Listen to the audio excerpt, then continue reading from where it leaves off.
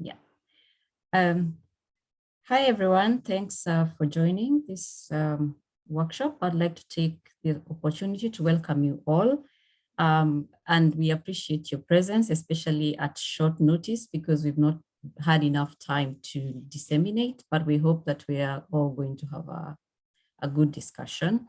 So the topic of the workshop is Resilient FAIR Solutions, and it's organized as part of the FAIRsFAIR project by the Task 2.1.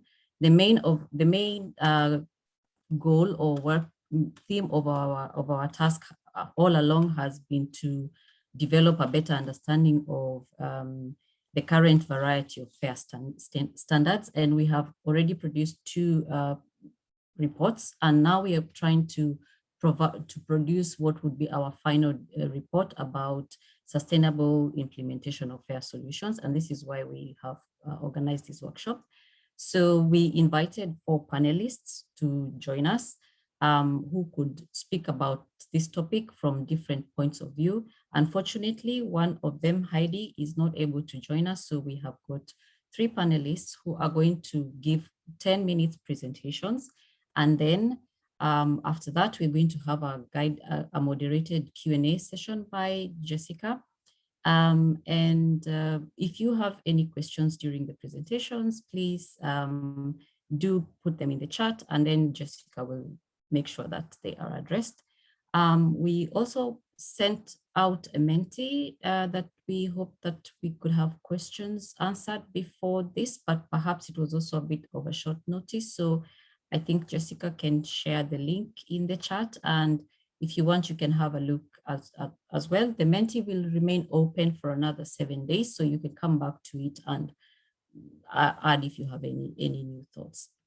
But before we go on to the panelists, we want to discuss or to understand why is it that FAIR is important in the context of EOSC, because we hope that our results will be relevant in terms of implementing FAIR in EOSC. And this is why I would like to give the floor on to Sarah Jones, who's going to tell us a little bit about FAIR in the EOSC Association.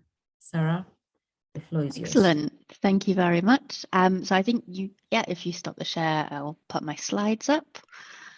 So welcome to everybody. I'm Sarah Jones. I work at Géant, the network provider across Europe.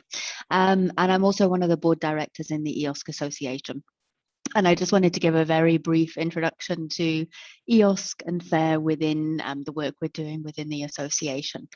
So I suspect you all probably know what EOSC is already, but just in case, it's about federating the research and e-infrastructures across Europe so that we can create this web of FAIR data and services. So by having this kind of EOSC core and then federating all of the data from different repositories and having this exchange of services, we want to provide this environment in which research communities can bring together the data and the services so that they can perform their research more effectively. So the key kind of aim of EOSC is to enable this multidisciplinary discovery and use. So rather than researchers having to go to separate repositories or places to get data and services, we're able to connect those different silos together so that it's a kind of richer environment for them to work in. And FAIR is one of those core principles within EOSC.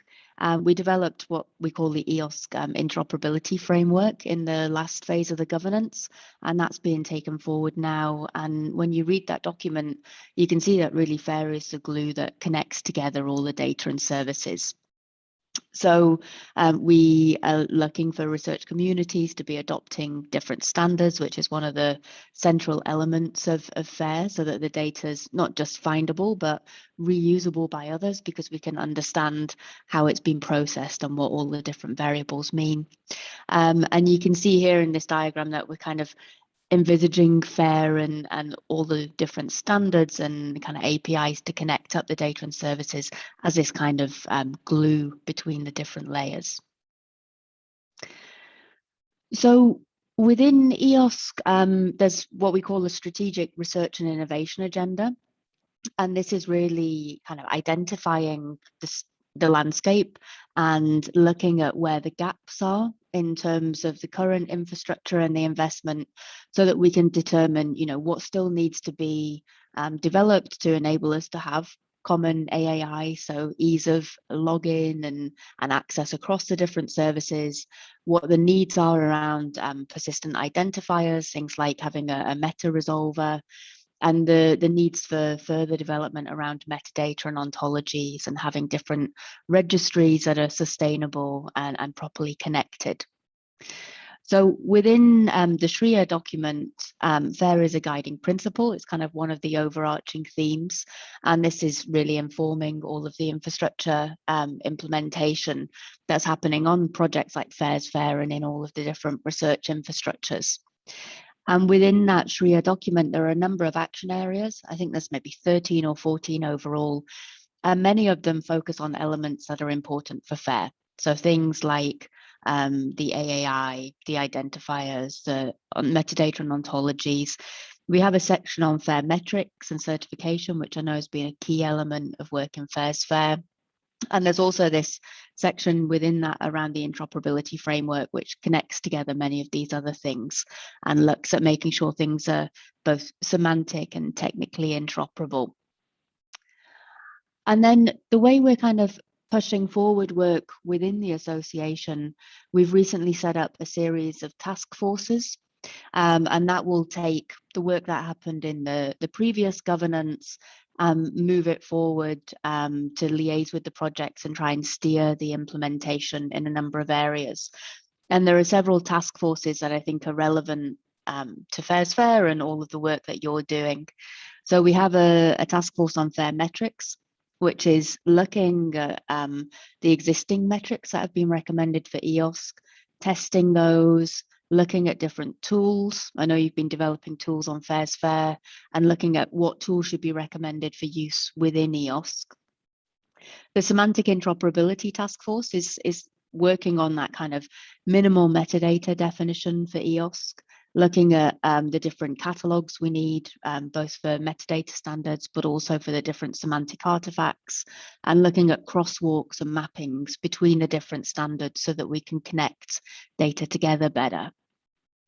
And then the other task forces like AAI, this is about developing the identity and access control, looking at existing blueprints we have, like the ARC blueprint, the gaps in that and the governance that's needed so we can have a more seamless AAI across EOSC. And then there's a task force taking forward the persistent identifier work. There was an existing policy and architecture for the infrastructure that was recommended, and the work that's going on in this task force will take that forward, recommending the types of identifiers we're using in EOSC, looking at this kind of global PID resolution through a meta resolver, and building on the infrastructure that's needed. There's also a group that's been set up on research software. This is something that I think hasn't been looked at as much in previous projects. So this is one of the strategic priorities, to make sure we're not just looking at data within EOSC, but all of the associated software, making sure that's properly managed and people are recognized for that work. And then there's an overarching group on technical interoperability as well, which really picks up on the work that's happened in that interoperability framework and going forward to implement that more through projects like EOSC Future. So there's a lot of work that happened in the task forces, and potentially some of you are involved in those. We had a call for membership and have just been setting up the groups just at the moment. So it'll be useful to see what comes out of those and to get involved in the consultations. So that's really how FAIR fits into the EOSC work at a governance level, but all of the implementation's happening on different projects and initiatives, and I think that's more what you'll hear about in the 3-panel interventions. So thank you very much. Thank you, Sarah. I hope this gives a good context of EOSC for those who may not have known anything about it in the past, and especially in connection to FAIR. Our next speaker is the first panelist, Helena, who is going to speak about PIDs. Helena, the floor is yours. Yeah, thank you for the invitation. Let me share my screen.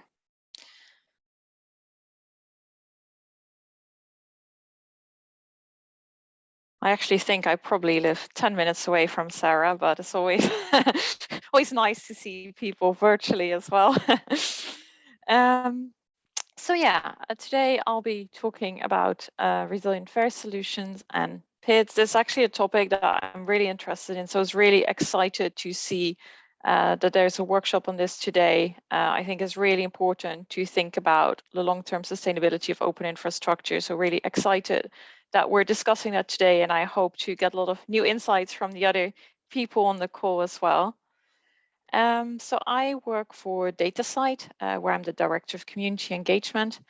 DataCite is a global nonprofit membership organization, and we work with over 2,000 repositories around the world to provide persistent identifiers, specifically DOIs for data and other research outputs.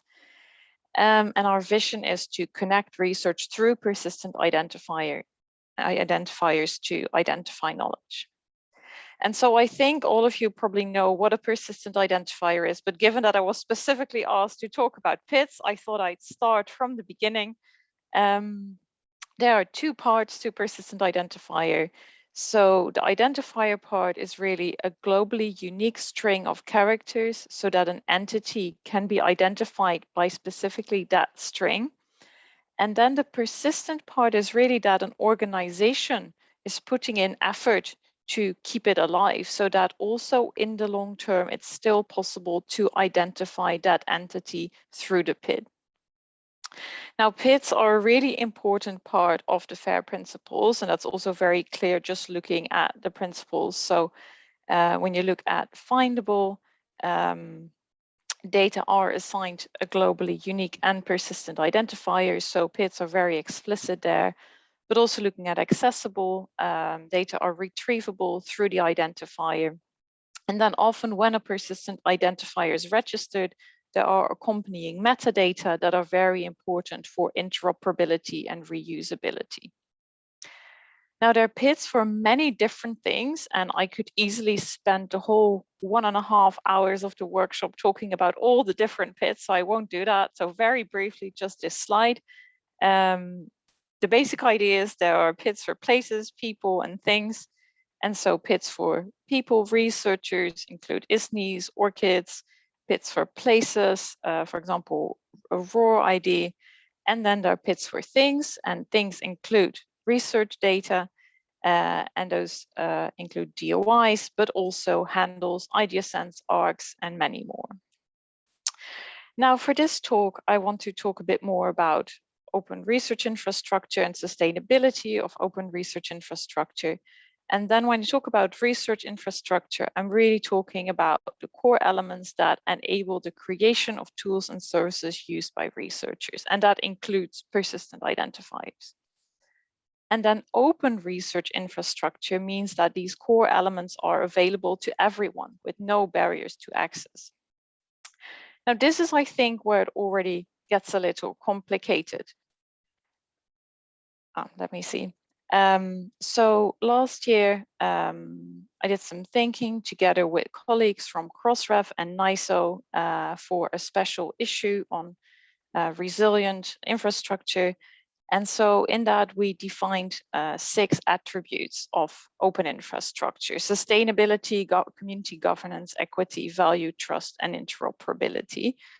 And so today, I really want to talk briefly about what DataCite is doing in these 6 areas. And I know that there are many other good examples and that there are many organizations that are doing things in different ways that work really well, but I thought it would be really useful to share one example and how we are trying to apply these 6 attributes. Now, one thing I think that's really important, and that was also, I think, quite strongly expressed in the description of this workshop, is that open isn't free. And I think that often leads to quite complex discussions, because on the one hand, you want things to be available with no barriers. But on the other hand, there's always a cost associated with research infrastructure. And so that is a complex topic, and I hope we'll be discussing that more today. But yeah, that brings me to the first attribute. It's important that open research infrastructure is sustainable.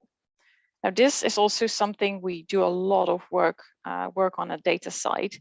And so over the last couple of years, we've been working on our member model and our fee structure, which we then finalized last year. But it was important to us that we came up with something that was scalable, because if more and more organizations register DOIs, then also that leads to an increased burden on the infrastructure. We also needed it to be sustainable and aligned with cost drivers, but we wanted it to be inclusive so that also small organizations can register DOIs. We want it to be somewhat simple. I'm not sure we entirely manage that because it's still complex to, to meet the needs of different types of organizations, and we wanted it to be predictable. And so we had several member meetings, we did a survey, we put together a member model advisory group, and we came up with a new model that includes a consortium structure so that smaller organizations can join a consortium and share costs. And really, one of the reasons we did that is that we wanted to find a source of income that would help us with long-term sustainability. And so we wanted to shift more from project funding to dependence on membership fees. And so you see here some of that movement. So in 2019, it was still almost 40% project funding. And then in 2020, it was a bit less than 30% project funding. And so we're really trying to find ways to ensure that DataCite can be sustainable, because that is extremely important for a persistent identifier, because the identifier can only be persistent as long as the organization that made the promise to keep it alive is still there. And the next point is it's important that open research infrastructure is community driven and governed. What that looks like at DataCite is that all the DataCite members together make up the General Assembly. They vote on all the important things, and then they also elect a board that takes all decisions. And then underneath the board, you have several steering groups, one for services and technology, one for community engagement. They work with working groups and also regional expert groups. And so in that way, the community is involved in all decision making. Then the next point is equity. And so it's really important that all different types of members are equally represented and all have a voice. And so we work with many different organizations, but one member has one vote so that everyone is part of the decision making. And also, it's important that different kinds of stakeholders all have access to the things we do. And so, for example, a repository platform can integrate with our APIs, a harvester can use OAI PMH to get metadata, an institution can get metrics, a developer can reuse code. And so our code is open source, we have open APIs and open metadata so that different stakeholders all have access to the infrastructure. Then of course, all these things are related to providing some kind of value to the users of the services. And what we hear most from the organizations that are using our services is that registering DataCite DOIs makes their research outputs discoverable. That's kind of the number one thing, which is of course related to definable principle. Then also that DataCite services make it easy to follow best practices, and it helps them track their research. Then trust is another very important component, and I think that is also very much related to openness and transparency. So having open source code, metadata is CC0, we provide board meeting summaries, we provide transparent financials every year, and we work within governance structures set up by the statute so that everyone knows exactly how decisions are being made. Then interoperability, again, one of the also included in the FAIR principles. We provide centralized standardized access to repository records. And part of how we do that is that we sort of follow and are involved in community initiatives. We implement standards to ensure interoperability with other systems that are implementing the same standards, such as schema.org or OAI PMH. And yeah, I think those were the main things that I wanted to discuss. I think it will be really nice to hear from others today about their perspective on this topic. I can also recommend take a look at the paper and consider the attributes. I'm also really interested to hear from you if you feel we missed anything, or there are other things that we should be considering. Then another, I think, interesting resource are the POSI principles, the principles of open scholarly infrastructure. And those also include a self-assessment tool. And as an example, you can see the Dryad self-assessment, but DataCite has done one, and Crossref and other organizations as well, because that also provides you with a new way of thinking about open infrastructure. And then, yes, I think it's really important that you think about supporting the infrastructure that you need to be able to do research. So thank you very much, and very happy to answer questions, but that will probably happen later as part of the discussion. Thank you. Thank you, Helena. Yeah, sure. If you have any questions, please do send them in the chat, and Jessica will make sure that Helena and the other panelists answer the questions as long as time permits. Next, we are going to have Katya, who is going to speak about a data scientist perspective on data and reproducible research. Perfect. Thank you very much. So hello, everyone. My name is Katja Mankinen, and I'm a data scientist at CSC. And in this talk, I'm going to raise 3 general points from a data scientist perspective on data and reproducible research, and concentrate especially on the challenges that we meet at our everyday life. And I was thinking whether I should keep this, or whether I should talk about the day-to-day practical implementation of tools, or all the technical issues that we face, but I thought that we can maybe concentrate on those during the Q&A, and I keep this introduction as a broader level talk. But I'll start with the obvious. I think we all agree, because we are attending to this meeting or workshop, that doing open and reproducible research is really important, and this FAIR principle should always be followed. But of course, we also know that this is not the reality, that it's not happening all the time.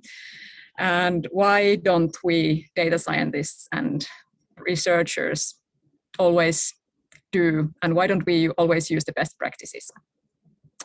And of course, the first thing here is that it takes a lot of extra effort. For example, from this EU Open Science survey, we can see that a large majority of researchers describe that making research data reusable by others, it requires from some to a lot of effort. And reasons vary from legislation issues to format of data, and thinking where should we upload the data, and all these kind of practical issues. But I would argue that if they ask the same question about the whole or entire open science, about the open science in general, I would argue that the results would look similar or even worse, because of course this all reproducible science, it takes a lot of extra effort and extra thinking. So what's the reward after all?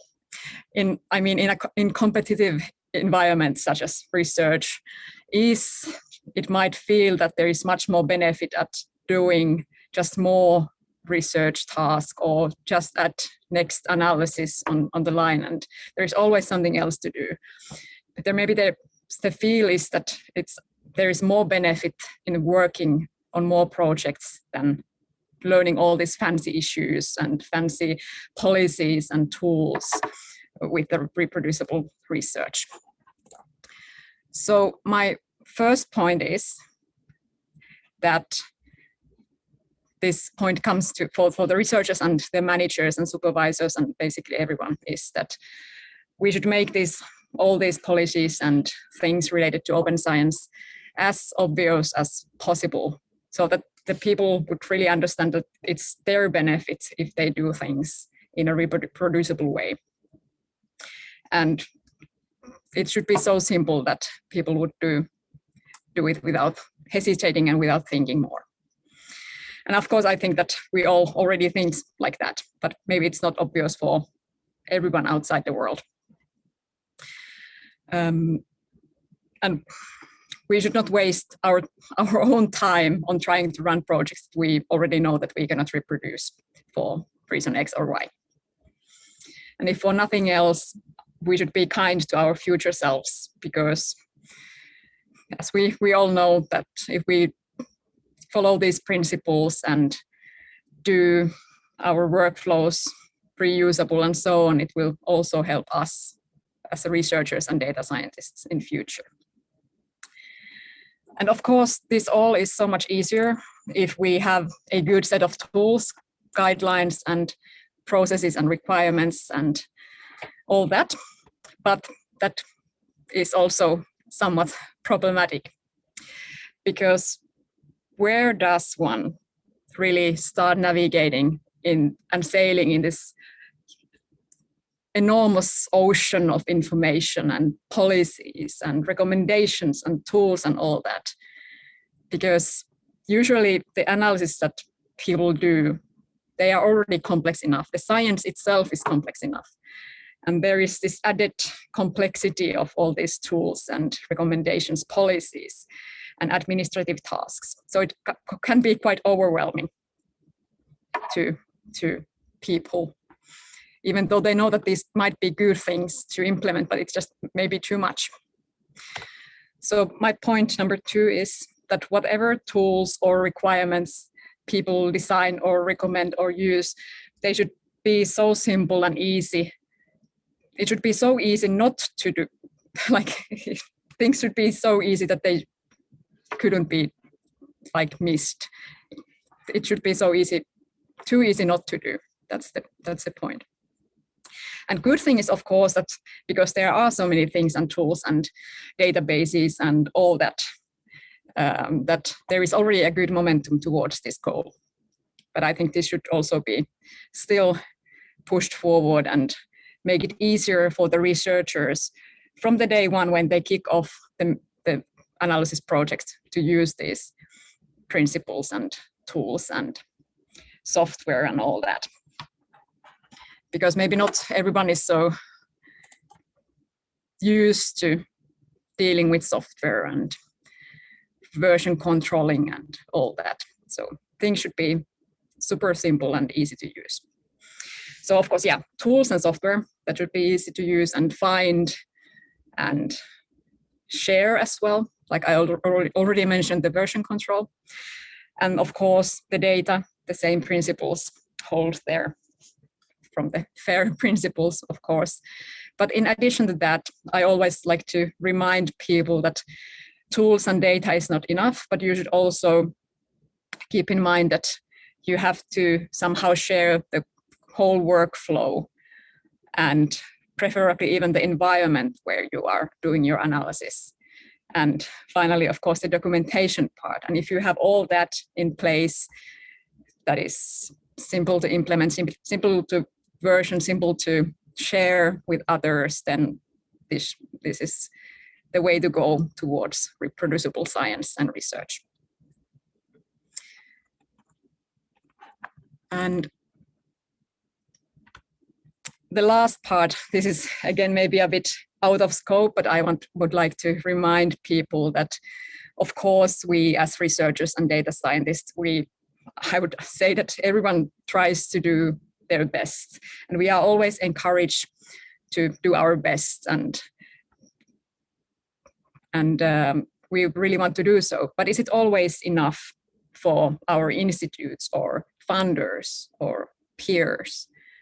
This pressure issue, again, I'm raising that because there is a constant pressure to publish great results that will somehow change the world and solve all the problems and cure the cancer or solve the issues with COVID and so on and so on.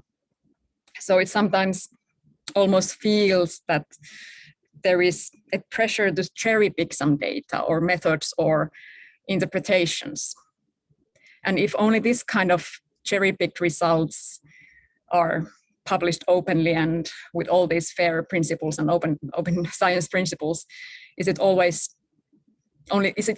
just that is great and exciting, or should we also be happy with the null results?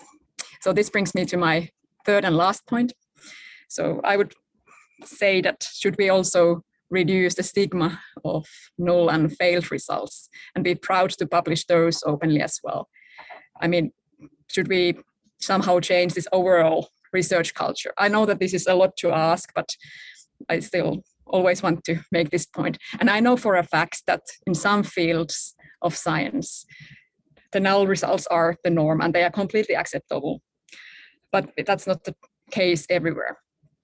And when we talk about these technical tools and practicalities and implementation of open science, I think it's also important to keep this thing in mind, because of course data quality and research quality matter. That's the most important thing that we can possibly do.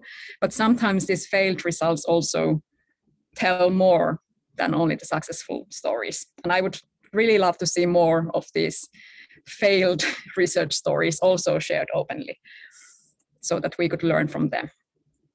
So to summarize my data scientist perspective, I think we are going forward, and it's so nice to see that there is momentum towards making tools available, making data available, making everything available and easy to use and share things. But there is still many challenges. And I would see that this information flood, or the ocean of information, it's one of the key challenges, because I would say that I'm rather well educated in this matter, but still it feels sometimes really overwhelming to keep track on what things happen in this area. And if I was still an active researcher, I would maybe feel even more pressure, because then I would have to keep track also on the development of my current research area on top of this. But I still see a huge potential in this, and I hope that people will use these principles and share their research more and more openly and do reproducible science. But yeah, we can talk more at the Q&A then.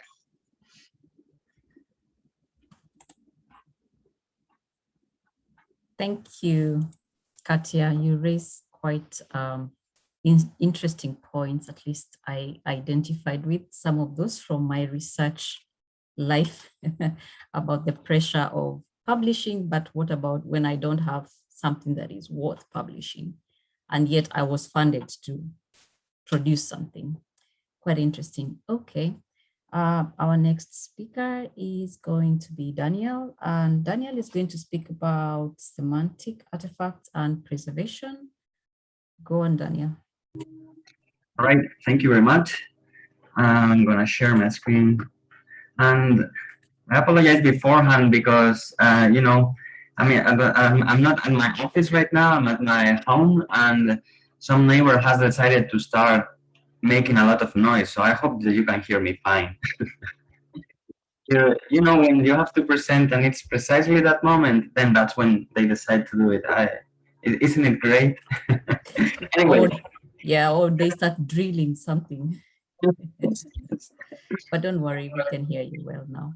In any case, well, I'd like to thank the previous speakers, because, well, yeah, many of the points they have made resonate a lot with my line of work. I've also worked a lot in reproducible science and open science. Today I'm coming with a different path, right, which is from the perspective of the semantic artifacts and the preservation of these semantic artifacts. But, well, I hope that we can contribute to the discussion afterwards as well. In any case, before I go into the details of the presentation, I would like to make a small clarification, which is, when I'm talking about semantic artifacts, there are usually two main conceptions of what this may be. On the one hand, we have things that are described on the web, for example, in the linked open data cloud or in a knowledge graph as a resource, right? And on the other hand, we have as semantic artifacts those schemas that govern the web of data, that is those vocabularies, ontologies, taxonomies that are used to describe the data. For example, metadata schemas, the SCOS representation, all ontologies, and so on and so forth. In this presentation, when I refer to a semantic artifact, I'm going to be referring to the latter rather than the former. That is vocabularies, ontologies, and taxonomies. And when thinking about how to preserve some of these semantic artifacts, you have to really think about what is that they are exactly, no? And what they are, it's nothing more than a URI, right? That when you, a URI, for those that don't know, is a uniform resource identifier. And when you basically resolve that URI, either in your console or in your browser, it will take you to the desired serialization that you are asking for. Usually, if you resolve this in your browser, it will tell you, it will take you to an HTML page with the documentation of that schema or that ontology.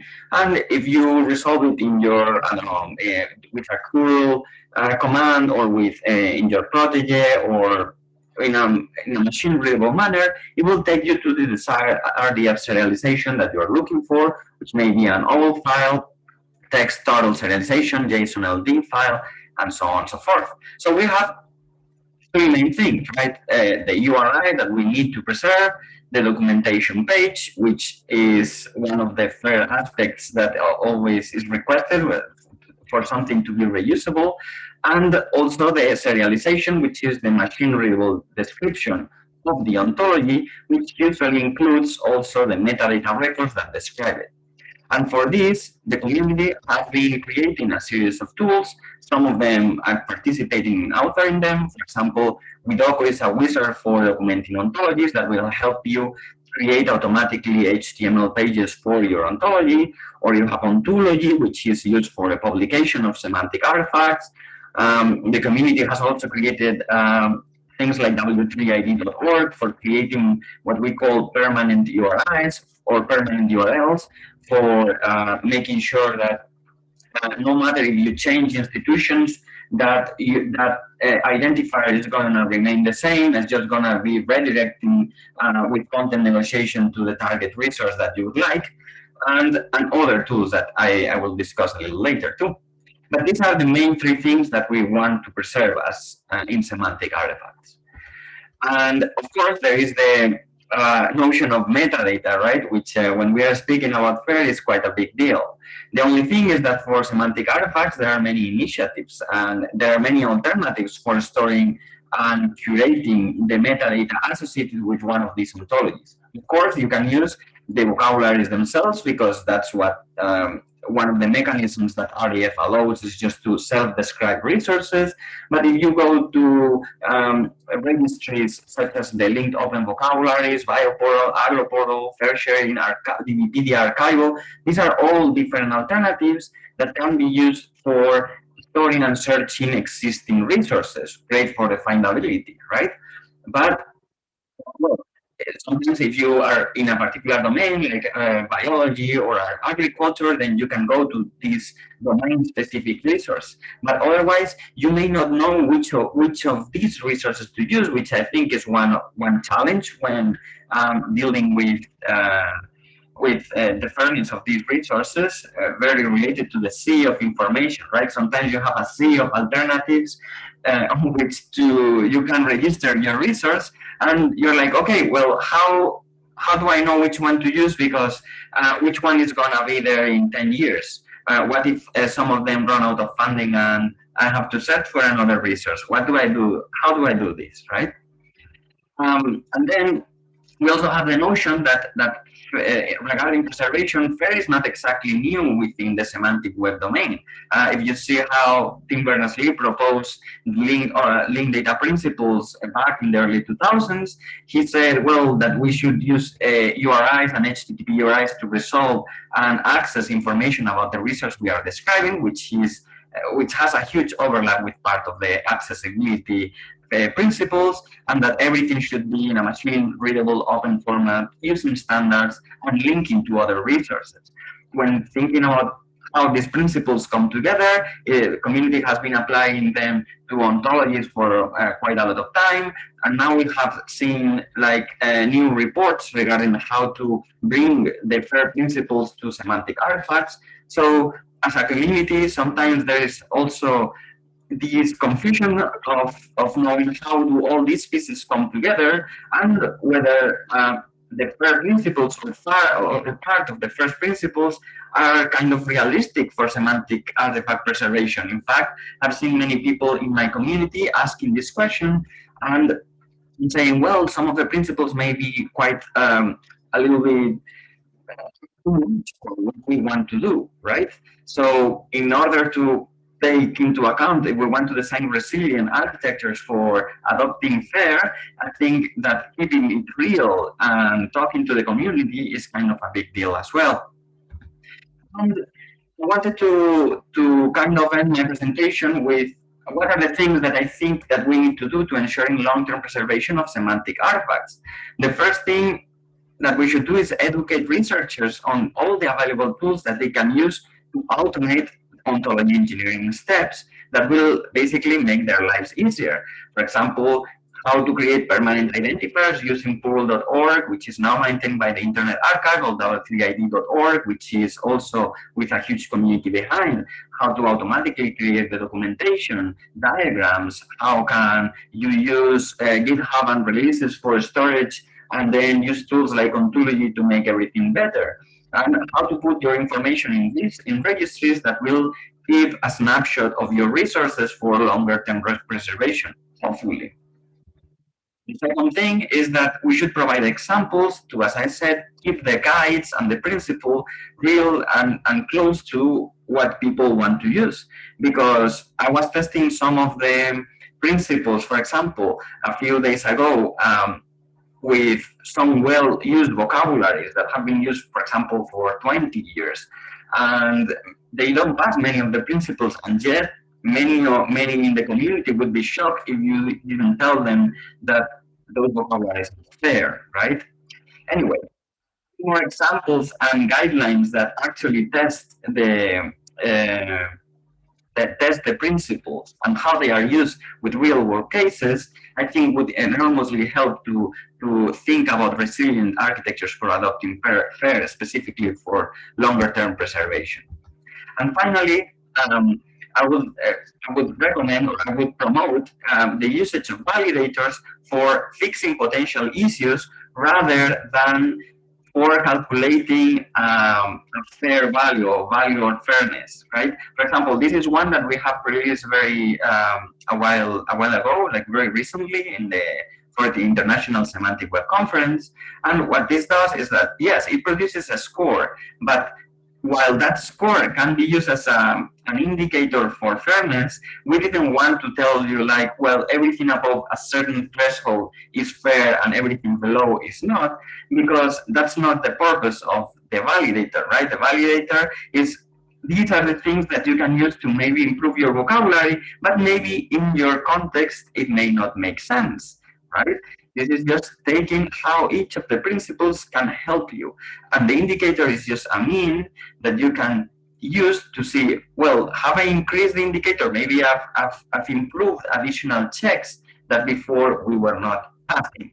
But by any means, we want to say, well, no, you have to pass everything and you only are fair if you get 100%, because that would not be realistic. And in fact, we tested it out with some W3C standards, and none of them get to the 100 or even 90% of the checks. So that's why I said that keeping it real with the people is kind of important. And I just wanted to end up by saying that some of these aspects and checks are still part of the discussion within the community. And here are all the useful links that you can access that I've mentioned in this presentation. And with that, I would like to end my presentation and looking forward for the panel. Thank you, Daniel. Yeah, this was an interesting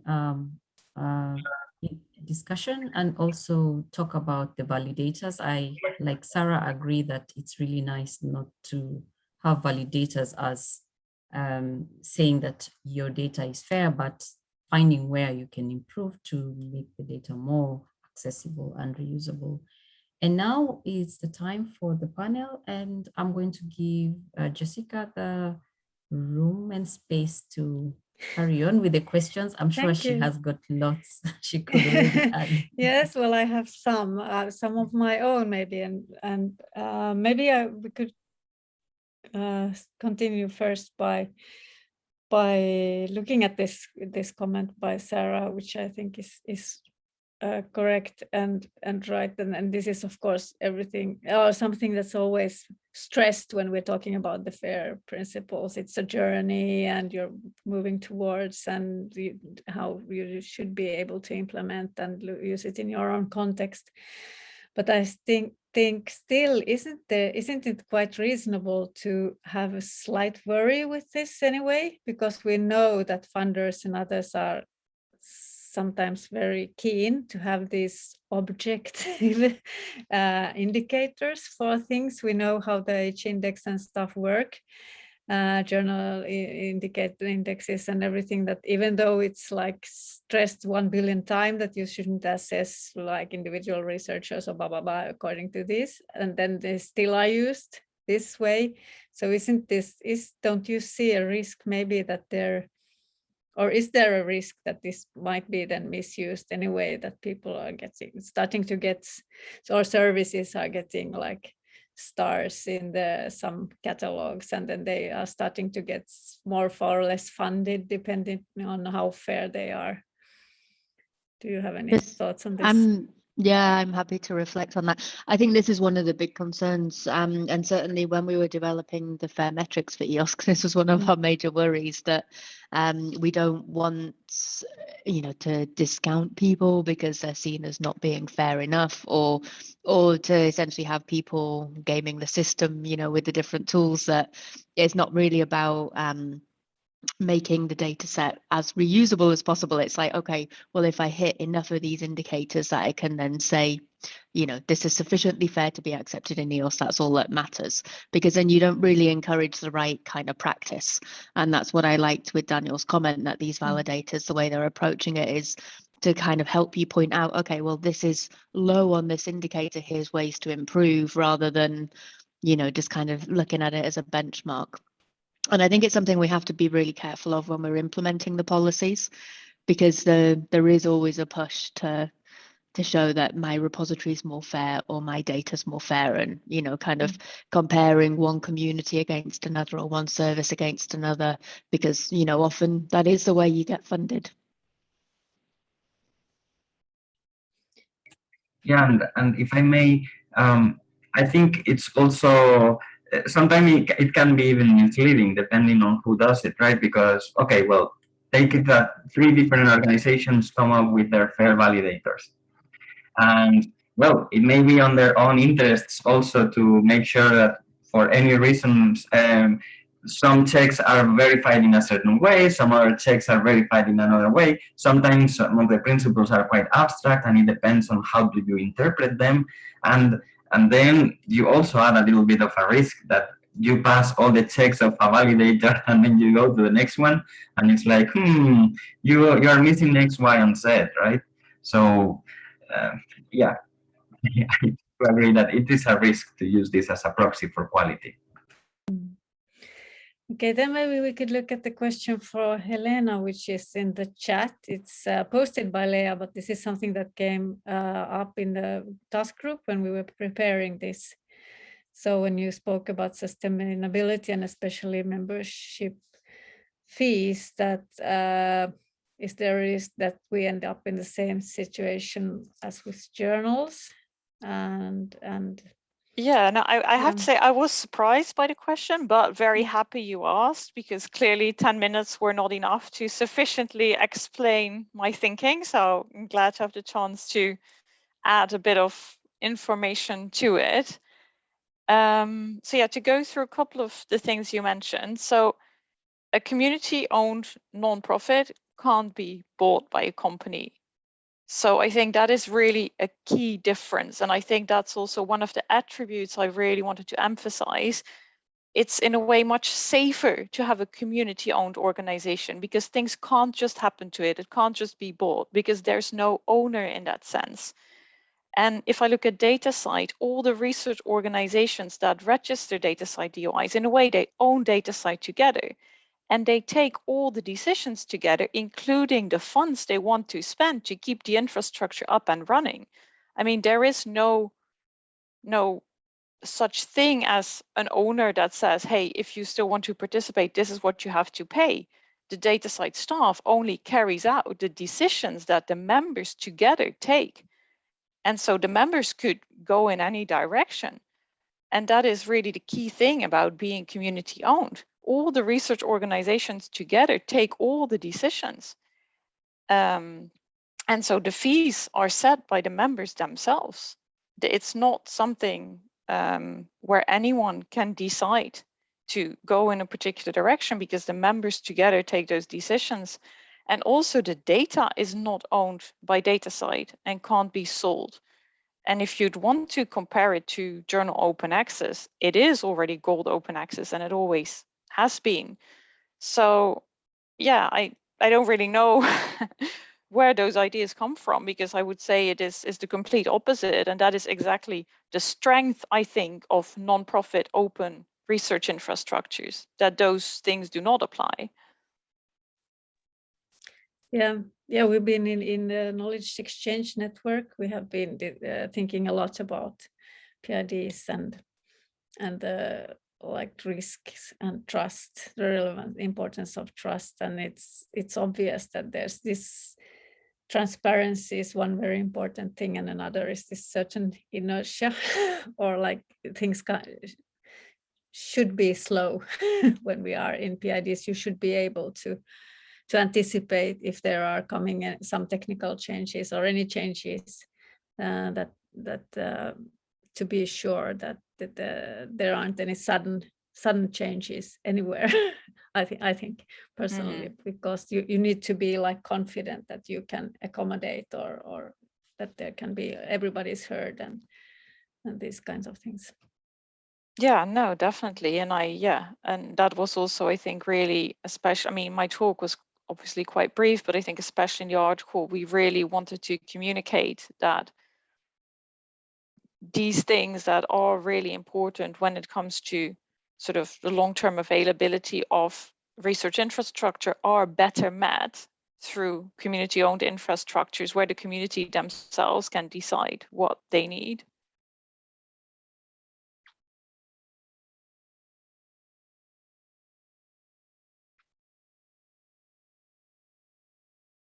There was one question for Katja here too.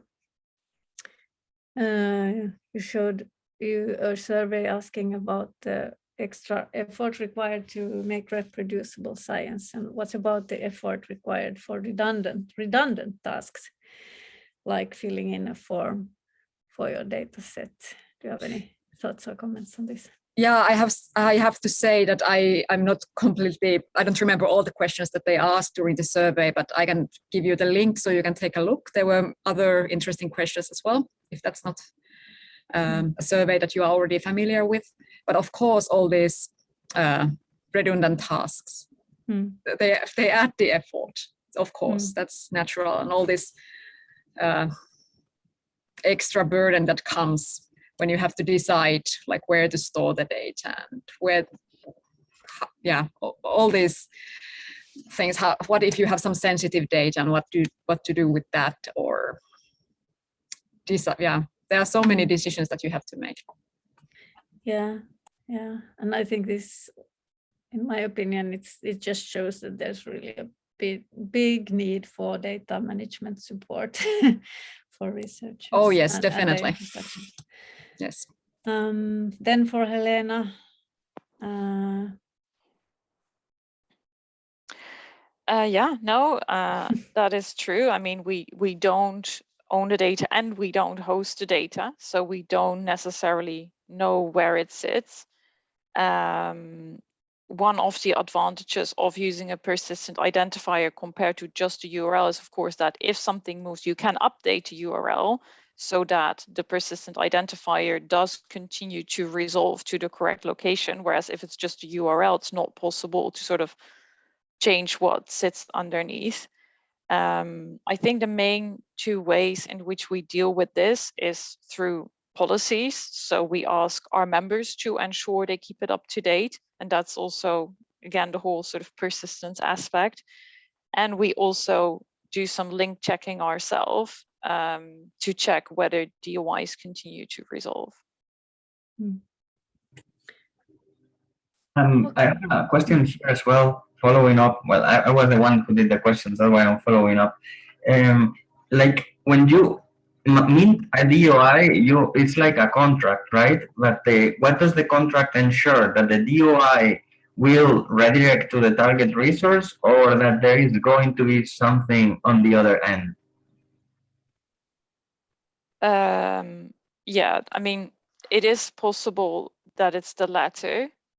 So in cases where it's no longer possible to direct to the target resource, then we ask that organizations put up a tombstone page with relevant information explaining why it does not resolve to the target resource.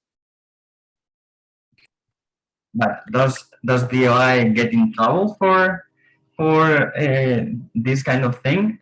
Sorry, DOI, no. So does that data site get in trouble? Because if a DOI is a contract and data site is minting the DOIs, and then the contract is not fulfilled, I mean, the risk is on you, right? I don't know the answer. No.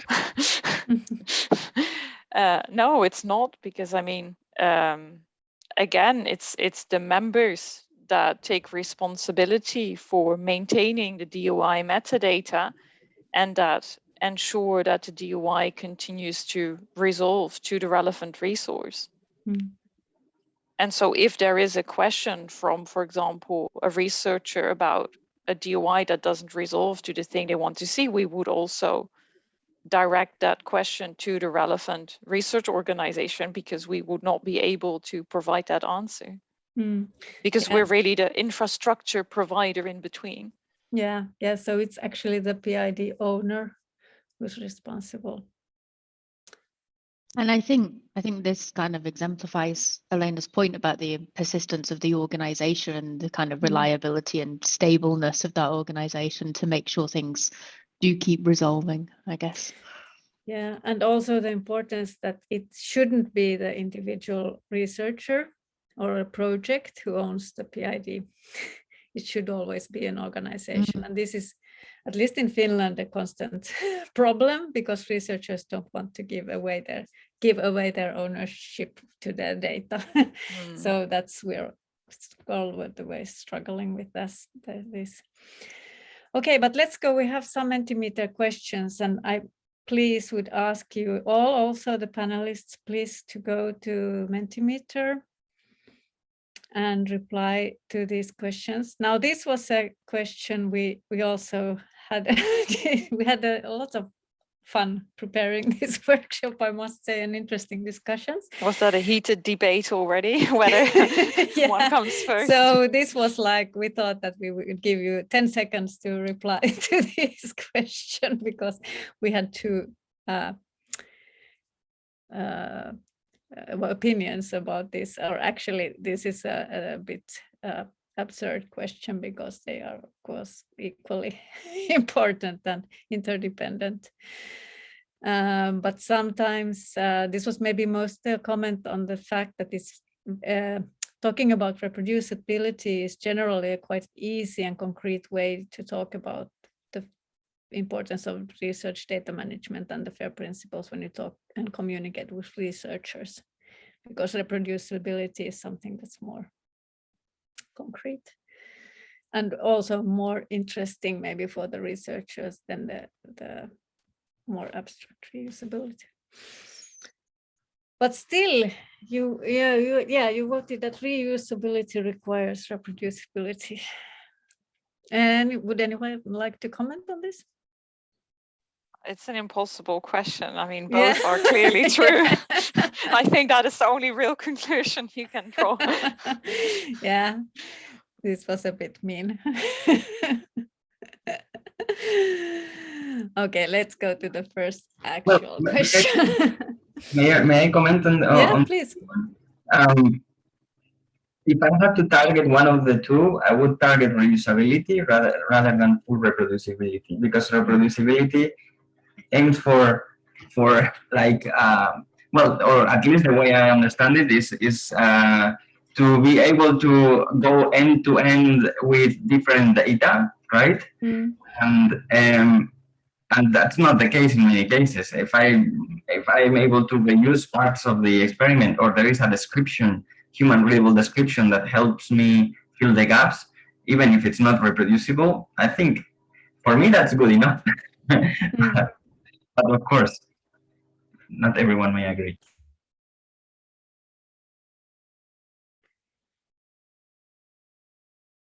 Okay. Well, what do you think, Helena, about this? What researchers should do? Yeah, I think that is always an interesting question, because I think especially when you look at infrastructure, we definitely want things to be seamless as well. You know, you don't want researchers to be too aware of all the infrastructure that they're using. Also, I think to Katja's point, because you want to make it so as easy as possible, too easy to ignore, really.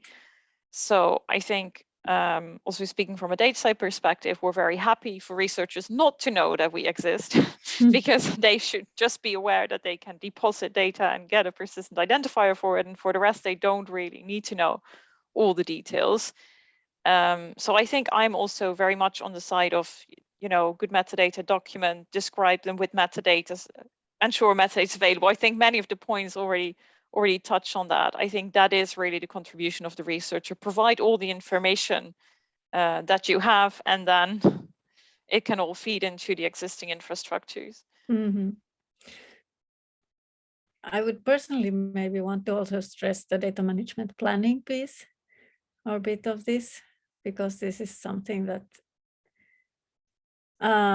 helps you, or you as a researcher yourself, if you think about these things ahead before you go ahead and think about all things. Sorry, a colleague. We have real colleagues here. Yeah, so that's also an important, and this is especially one thing that might feel like an extra thing that you didn't have to do in the good old times 20 years ago or 10 years ago.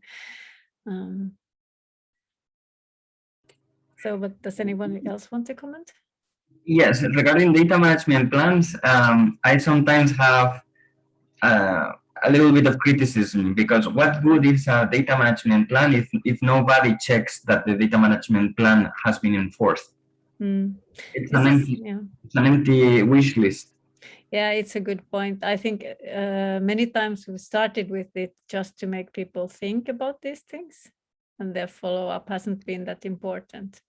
Because I must say that my experience, which is not very vast, but what I have seen is that people, when they start, have a very vague idea about actually what data they will produce and where it will end up. So generally they are not very good, the first ones, at least researchers make, but they at least maybe start to think about these things. Yeah, I think they become more useful once they're tied in with the other infrastructure. So I saw a demo the other day about DMP tool being linked in with RSpace.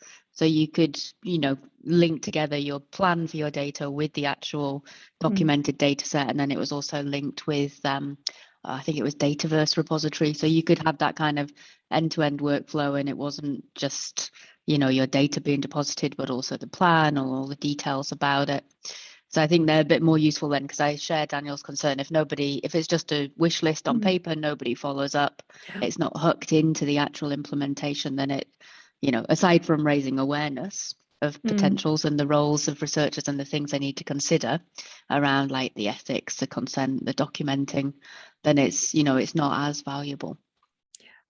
Yeah, this is very true. And I agree. I think all these early steps, the kind of planning process, the making, the researchers are the only ones who know, you know, how the data has been created, how it's been analyzed. So all of that documentation is key. No other service provider is going to be able to pull that together. So it needs to be documented at that research stage. Yeah, that's true. Okay, let's look at the next question. What should policymakers and funders do to support sustainable FAIR solutions? And then just especially stressing on the sustainability part.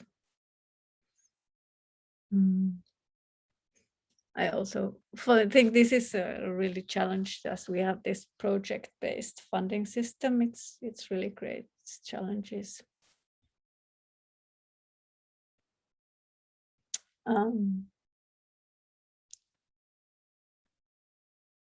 Do Daniel have some thoughts on this?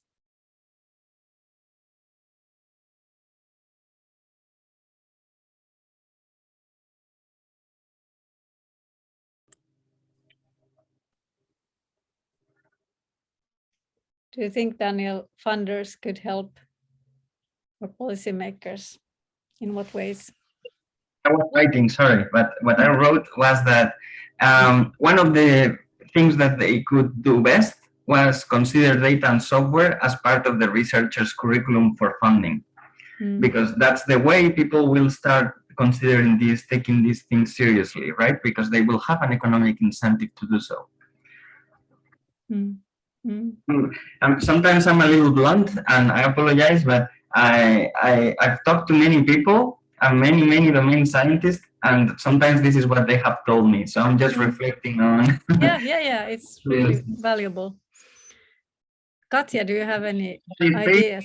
I do it for all my papers. For all my papers, I put everything online, and I do it willingly. I think that it's super necessary that everybody should do, but some people are just driven by other means. So.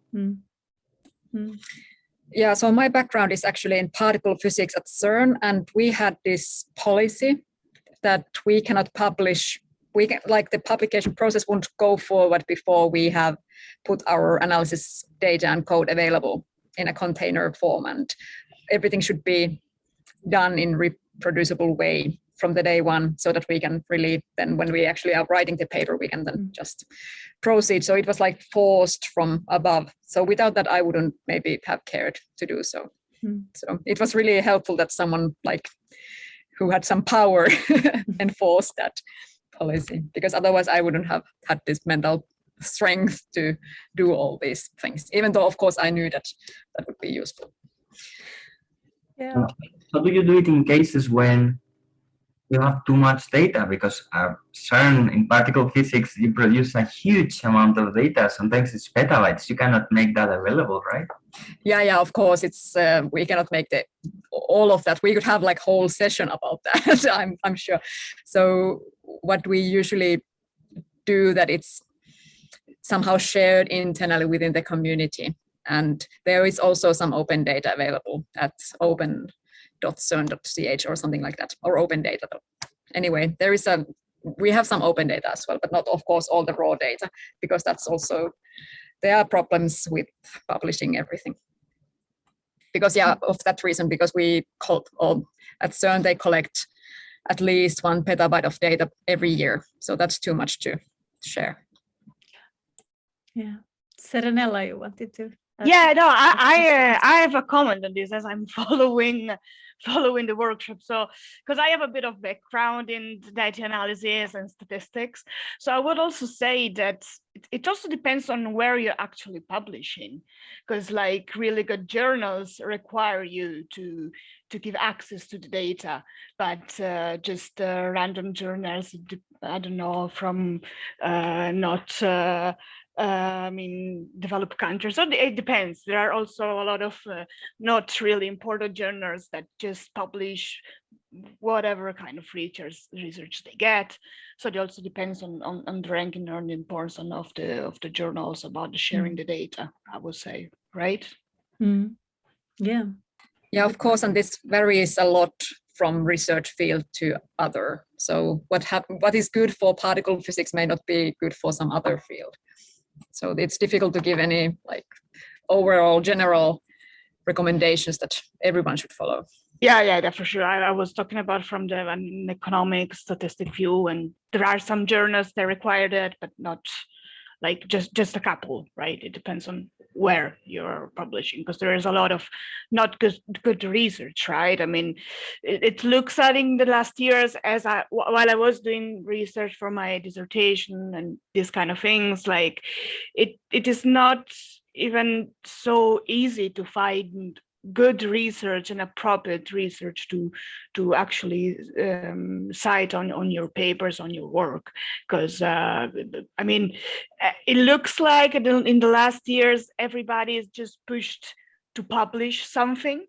It depends obviously on the field, but still, like there are a lot of new research, and there is also some people that just try to publish, to add another publication on their list, but then the actual data and the actual work is not really important, really adding a lot to that field, right? So sometimes data is just like you don't really know where to find it.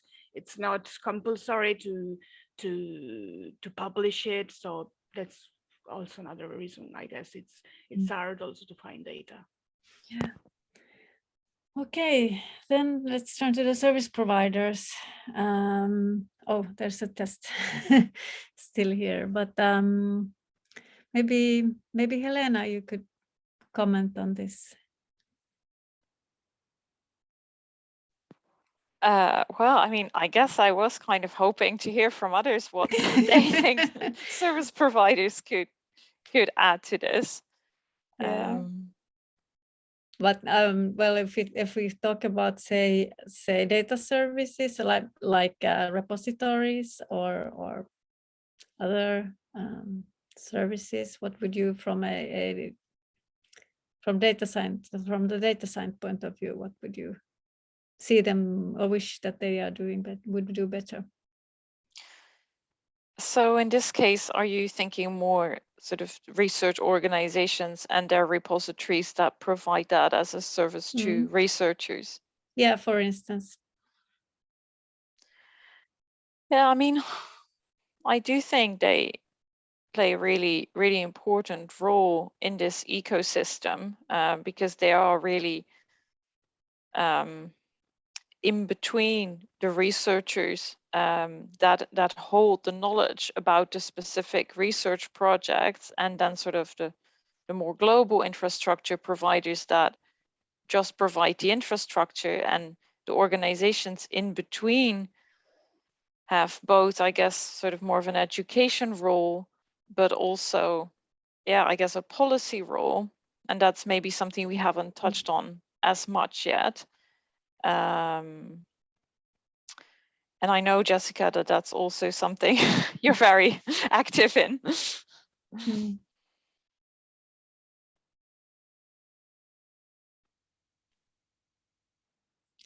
Do you, Katja, have any thoughts? Or Sarah, or maybe Katja first?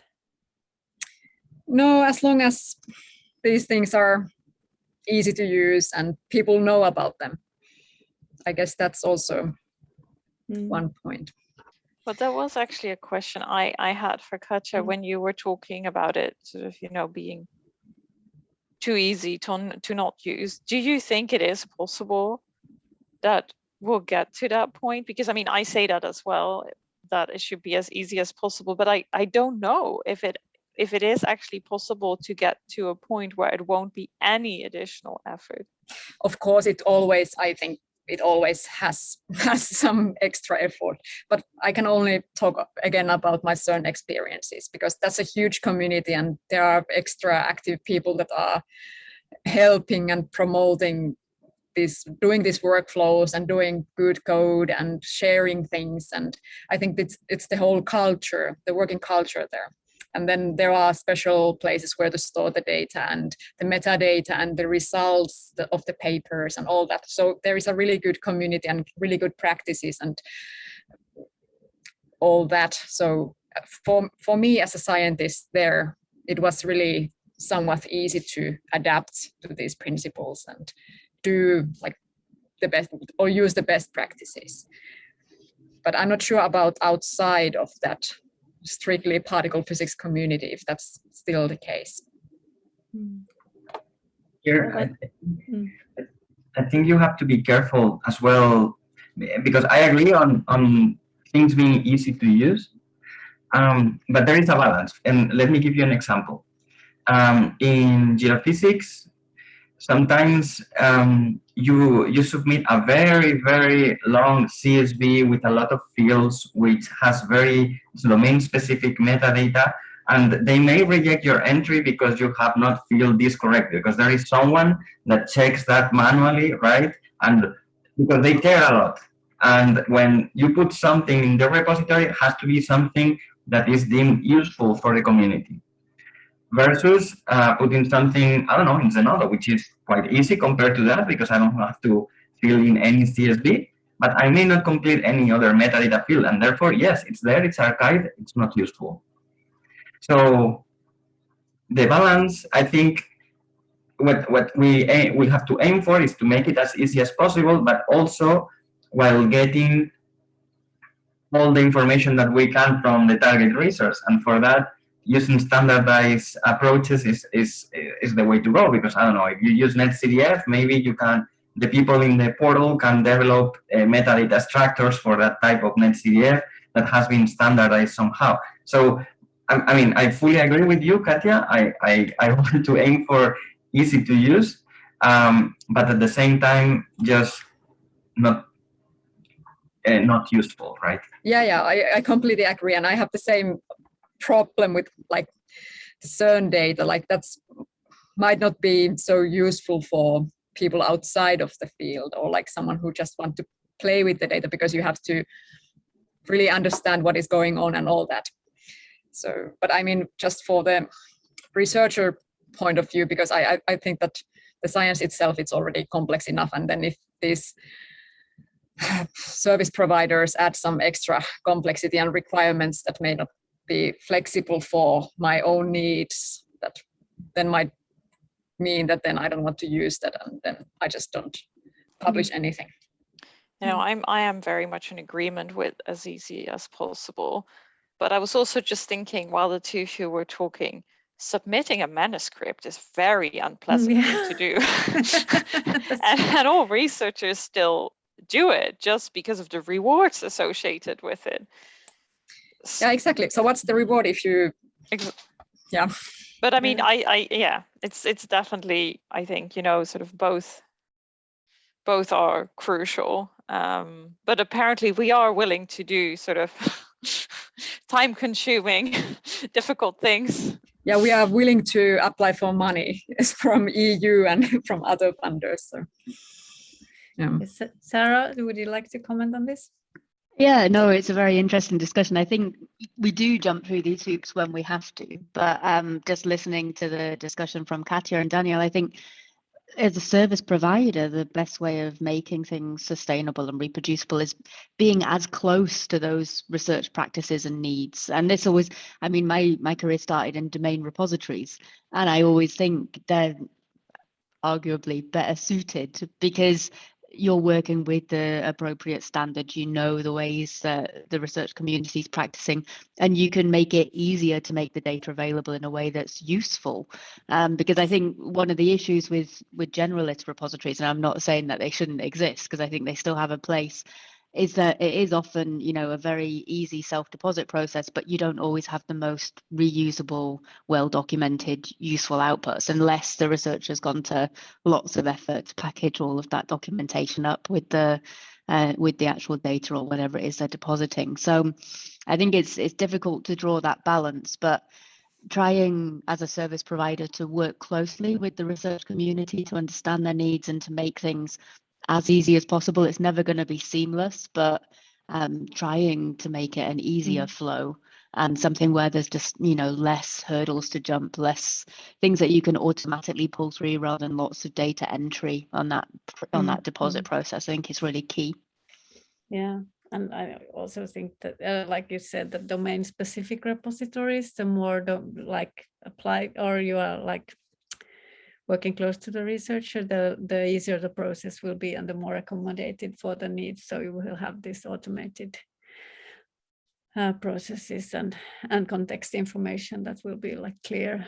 So that's I think really one of the main complaints that I heard there from people wanting to use resources is that I already spent a lot of time writing the documentation of my resource or writing my paper. Why do I have to insert all that information again in your service, right? Yeah, but this is maybe, I think, also a like historical thing that in the past you before you put the documentation in the publication in the article, I think it would be good in the future if the information would be close to the data. Like the data is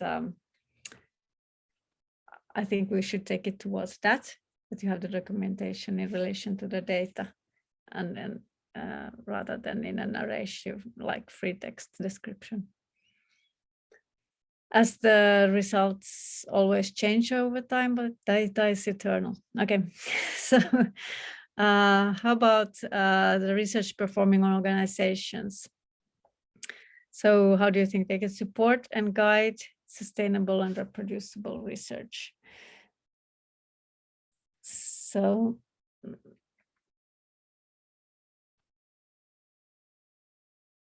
this is maybe close to the repositories, but they are also oftentimes the people who actually are the ones who hire the researchers maybe and make the contracts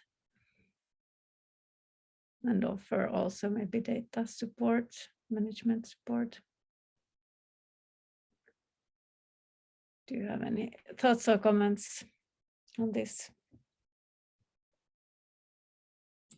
Yeah, I just agree with these comments and ideas. Like education is the key, and getting easy or fast support. Like if you have any problems, you have some person in mind who you can ask, like whether it is really technical help or just some ideas or whatnot. So should that be somewhere in the library, or should that be someone in your own research group, or I don't know.